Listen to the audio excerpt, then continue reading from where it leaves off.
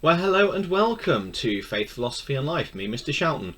I do hope that you're doing well, and it is great to see you. We've been spending some time thinking about different mysteries, and we're thinking at the moment, we've been thinking about Holy Week and then the mystery of Jesus' death and his last words and Stations of the Cross, and today we're going to be thinking about Resurrection Day, Easter Sunday, and what happened and where the body went, and questions we might be thinking about that. But before we do that, I've got three terms up on the screen behind me. We've used these a fair bit before: substitution, atonement, and Jesus' crucifixion. And I want you to be thinking, what do you know about those words? What do they mean? Okay, and what do they teach about Christian theology? So, pause me now and have a think about that, and then come back to me.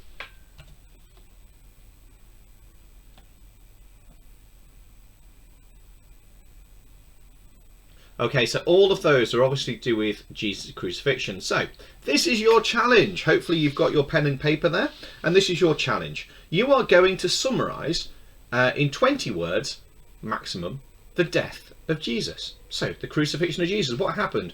You've got 20 words to write, and you can do that while our cheesy intro music's on.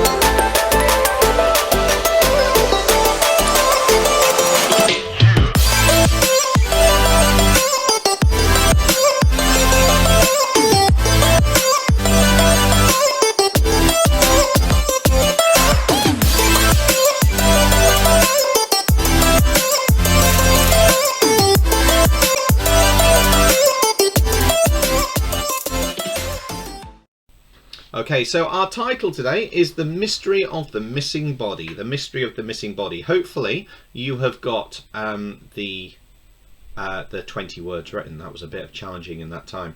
As always, do pause me as we go. We're going to explore what happened to Jesus's body, that should say, after his death. So all of you should be able to recall the events after Jesus' death, with most of you being able to evaluate what you believe happened. And all of you should hopefully be able to talk about whether the resurrection is important to Christians, and some of you say how that impacts on everyday life as well.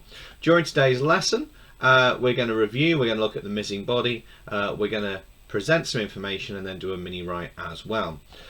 So to start off with then, I'd like you to do a little mind map or bullet point list, which is what happened to Jesus's body. What happened to Jesus's body? And then I'd like you for a moment, before you continue on this video, to write down different ideas that people have about what happened to Jesus's body after crucifixion. So where did it go? That's the question. Pause me now and come back to me when you've got a few ideas written down.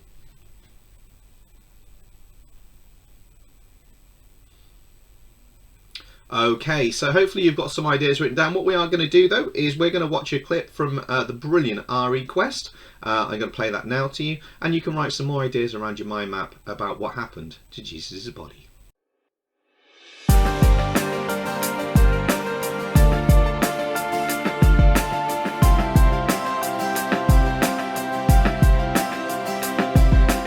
The resurrection of Jesus is one of the key beliefs of Christianity. If Jesus hadn't come back to life, then Christianity is a waste of time, and Jesus was no more than a fraud and a con artist. But to Christians, the resurrection proves the claims Jesus made about himself and his identity as the Son of God. The resurrection also offers hope for this life and a life beyond death. But the importance of the resurrection goes further than this. Many religions respect and honour the life and teachings of a key figure that lived many years ago. It is only Christianity, however, that makes the claim that it is possible to encounter that same leader today. Jesus changed the lives of those disciples over 2,000 years ago, And Christians in the 21st century tell the same story of how that same Jesus has changed their lives too. There are those, however, who would argue that Jesus never did come back to life, and it is important for us to explore those arguments and see if there could be any truth in them. What about the argument that Jesus never actually died on the cross? What we have to remember is that the Romans were expert executioners. The condemned man was first whipped and then forced to drag the crossbeam of his cross to the place of punishment, where the upright shaft was already fixed in the ground.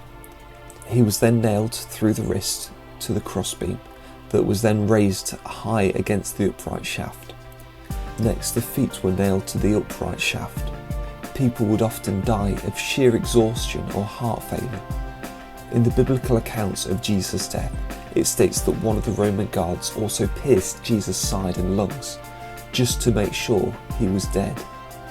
It is clear, therefore, that when Jesus was taken off the cross, he was dead. So even if he was dead, is it possible that someone, probably the disciples, stole Jesus' body? What's important to remember is that Roman guards were placed around the tomb, and if anyone had tried to steal the body, they would have been noticed. Plus the fact that many of the disciples went on to be arrested or persecuted themselves for their belief in Jesus' resurrection. It seems unlikely that a group of people would risk everything, including their own lives, for something they knew was a lie. The first people to discover the empty tomb were a group of women. Could they have been mistaken and simply got the wrong tomb?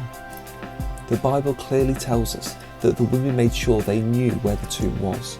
At the same time that Jesus' body was taken down from the cross and carried to the tomb, the woman followed in order to know where to return to after the Sabbath had passed. But it was not just a case of an empty tomb. The women and the disciples claimed to have seen Jesus alive, and what's more, Paul, one of the founders of the early church, writes that Jesus also appeared to over 500 men and women at one time. The arguments against the resurrection can easily be answered.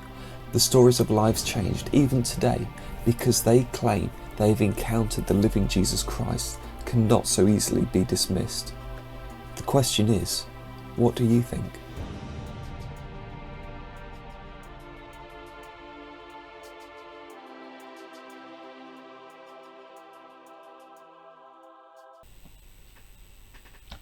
Okay, so our next task then is the case of the missing body, one of the mysteries that we've been talking about this half term. So after Jesus was crucified, his body was put in a tomb and a huge stone was rolled in front of it. However, when Jesus' friends went to visit his body, the stone was rolled away and the body was gone. Okay, for this task, what you're probably going to need to do is to work with some other people. So hopefully you're doing this in lesson time, and hopefully you've got links with somebody else in your class that you could maybe even do this in a little small group activity. You're going to need to use the description below. In the description below, you'll find all of this information that you need. What you are going to do is you're going to investigate the different theories that happened to Jesus' body. So hopefully if there's sort of 4 of you that you can work with, that would be absolutely brilliant. You have a lead inspector, someone who is completing the case for the missing body sheet. They're leading the team and trying to pull things together. Maybe you have 2 interviewers, people that could look at witness statements and interrogate them. And maybe there'll be a newspaper analyst as well. If you're just doing this by yourself, you may want to slim some of this down, but this works really well if you're working in a group with other people.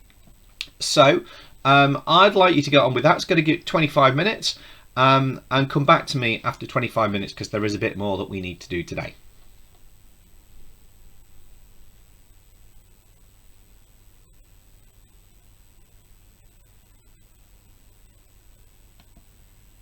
So, we said it'd be good if we could recall the events of Jesus' death, with most being able to evaluate what you believe happened after Jesus' death, and even better if we can evaluate why the resurrection is important to Christians today, and that's what we're now going to look at. So, what I'd normally do is ask you to feed information back to the rest of the class. I realise that's going to be a little bit harder to do. But you may want to send a message to people if you've got an email group or something like that to say what you think happened to Jesus' body. but don't get hung up if you're not able to do that. It would just be interesting to get your opinions. So here is a thought bubble. Hi, my name's Gemma, obviously, and I'm a Christian. I believe that Jesus was real and that he suffered and died a painful death to save me and the rest of the human race from sin. He died as a sacrifice so that God will forgive all the wrong things that I do. I believe that Jesus rose from the dead 3 days later after he was crucified.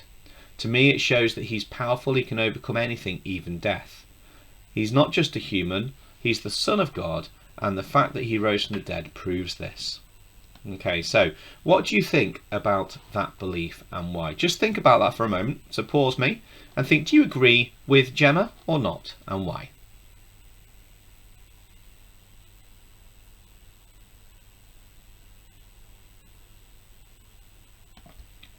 Okay, so this is our question to finish with. This is going to take you to the end of the lesson. And the question is this: what difference could Jesus' death and resurrection make? So there's a describe, a show understanding, an explain, and a compare and contrast as well there for you. So I'm going to leave that behind me. It's fairly self-explanatory. You're going to get on with that. And please, when you're done, send everything through to your teachers. Thanks very much for your time. Take care of yourselves. Stay safe. Wash your hands. God bless you. And let's get a decent paragraph, half a page, maybe even a page done. You know what you're able to do. Bye. Pause me. Bye.